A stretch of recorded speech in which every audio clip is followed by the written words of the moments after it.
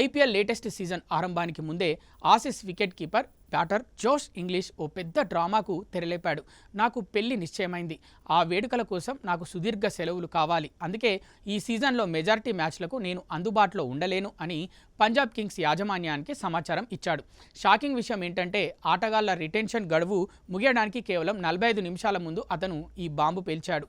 ఆ సమయంలో పంజాబ్ కింగ్స్ యాజమాని ప్రీతి జింతాకు అతన్ని వదులుకోవడం తప్ప మరో మార్గం లేకపోయింది. కేవలం 3 మ్యాచ్లే ఆడతానని చెప్పిన ప్లేయర్ను అట్టిపెట్టుకోవడం వృధా అని భావించి పంజాబ్ అతన్ని వేలంలోకి వదిలేసింది. అయితే ఐపీఎల్ వేలం మొదలయ్యాక అసలు విషయం వెలుగులోకి వచ్చింది. ఐపీఎల్కు అందుబాటులో ఉండనని చెప్పిన జోష్ ఇంగ్లీష్ కోసం ఫ్రాంచైజీలు పోటీ పడడం అందరినీ ఆశ్చర్యపరిచింది. ముఖ్యంగా Lucknow Super Giants, Sunrisers Hyderabad మధ్య తీవ్రమైన బిడ్డింగ్ వార్ జరిగింది. చివరికి లక్నో ఏకంగా 8,60,00,000 రూపాయల భారీ ధర వెచ్చించి జోష్ ఇంగ్లీష్ను దక్కించుకుంది. పంజాబ్ కింగ్స్లో గతంలో అతను పొందిన ధర కంటే ఇది 6 కోట్లు ఎక్కువ కావడం గమనార్హం.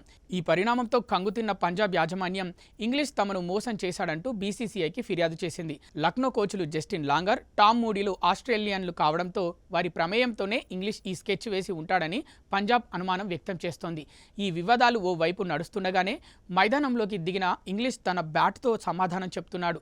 మే 10న సీఎస్కేతో జరిగిన మ్యాచ్లో ఇంగ్లీష్ శివతాండవం చేశాడు. చెపాక్ స్టేడియం వేదికగా కేవలం 25 బంతుల్లోనే 77 పరుగులు పిండుకొని సీఎస్కే బౌలర్లను కంటతడి పెట్టించాడు. ఈ మెరుపు ఇన్నింగ్స్తో లక్నో సూపర్ జెయింట్స్ చరిత్రలోనే పవర్ ప్లేలో అత్యధిక పరుగులు చేసిన బ్యాటర్గా సరికొత్త రికార్డు సృష్టించాడు.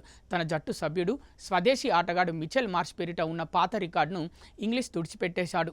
ప్రస్తుతం 31 ఏళ్ల ఈ ఆసీస్ వికెట్ కీపర్ లక్నోకు ప్రధాన ఆయుధంగా మారాడు.